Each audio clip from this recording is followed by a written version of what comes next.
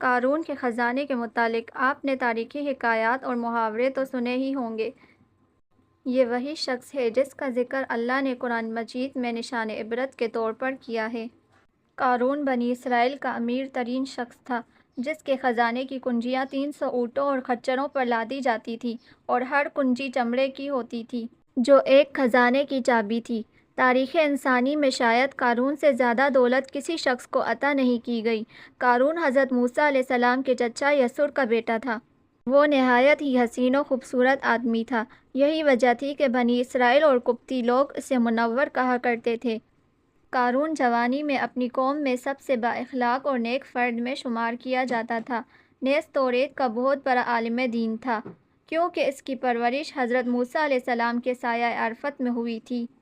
یہی وجہ تھی کہ لوگ اس کا بہت ادب و احترام کرتے تھے۔ قارون ابتدا میں حضرت موسیٰ علیہ السلام پر ایمان لے آیا، اور جب بنی اسرائیل کو قبطیوں کی غلامی سے نجات ملی تو وہ ان کے ساتھ مصر کو چھوڑ کر سرزمین موعود کی طرف ہجرت کر گیا۔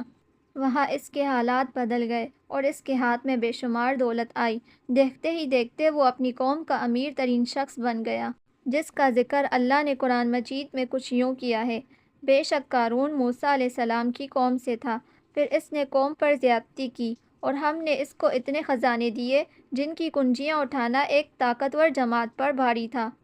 ایک اور جگہ ارشاد فرمایا جب اسے اس کی قوم نے کہا اتراؤ نہیں، بے شک اللہ اترانے والوں کو پسند نہیں کرتا، اور جو مال تجھے اللہ نے دیا ہے اس کے ذریعے آخرت کا گھر طلب کر اور دنیا سے اپنا حصہ نہ بھول، اور احسان کر جیسا اللہ نے تجھ پر احسان کیا ہے، اور زمین میں فساد نہ کر، بے شک اللہ فسادیوں کو پسند نہیں کرتا۔ جب زکوٰۃ کا حکم نازل ہوا اور حضرت موسیٰ علیہ السلام نے اس سے عہد لیا تو اس نے یہ وعدہ کیا تھا کہ اپنے مال کا 1000واں حصہ زکوٰۃ نکالے گا، لیکن جب اس نے اپنے مال کا حساب لگایا تو ایک بہت بڑی رقم زکوٰۃ کی نکلی، لہٰذا اس کے دل میں حرص اور لالچ پیدا ہو گئی اور وہ زکوٰۃ کا منکر ہو گیا۔ اس نے بنی اسرائیل میں سے ایک گروہ کو، جو اس کے حمایتی تھے، جمع کیا اور کہا: اے بنی اسرائیل، موسیٰ علیہ السلام نے ہمیں بہت سارے امور کا حکم دیا اور تم لوگوں نے اس کی پیروی کی، اب وہ تم سے تمہارا مال بھی لینا چاہتا ہے۔ فلاں فاحشہ عورت کو لے کر آؤ تاکہ اسے پیسے دے کر موسیٰ علیہ السلام کو بدکار ثابت کیا جا سکے۔ قارون نے اپنی قوم کے لوگوں کو جمع کیا اور حضرت موسیٰ علیہ السلام سے پوچھا کہ زنا کی کیا سزا ہے۔ حضرت موسیٰ علیہ السلام نے کہا اسے سنگسار کیا جائے یہاں تک کہ وہ مر جائے۔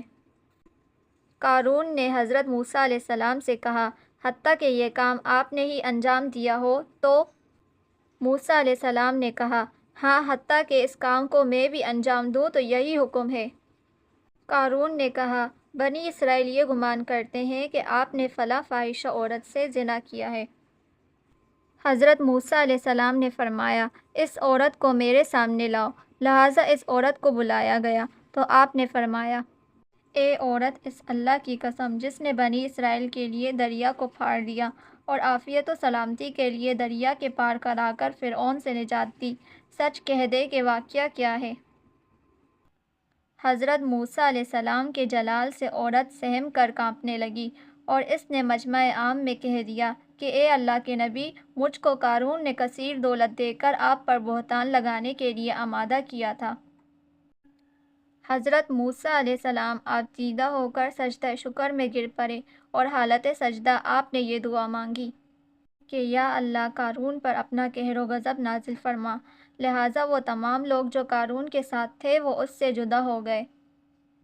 موسیٰ علیہ السلام نے اللہ کے اذن سے زمین کو حکم دیا تو زمین پھٹ پڑی اور قارون اور اس کے پیروکار زمین میں دھس گئے، اور دیکھتے ہی دیکھتے قارون، اس کا مکان اور اس کا خزانہ سب اس زمین میں دھس گیا۔ جب یہ زمین میں نابود ہو گئے تو زمین کا شگاف دوبارہ بند ہو گیا۔ قارون اور اس کے خزانے کے متعلق بہت ساری حکایات بیان کی گئی ہیں، اور تا قیامت قارون اور اس کا خزانہ تمام انسانیت کے لیے نشان عبرت بنا رہے گا۔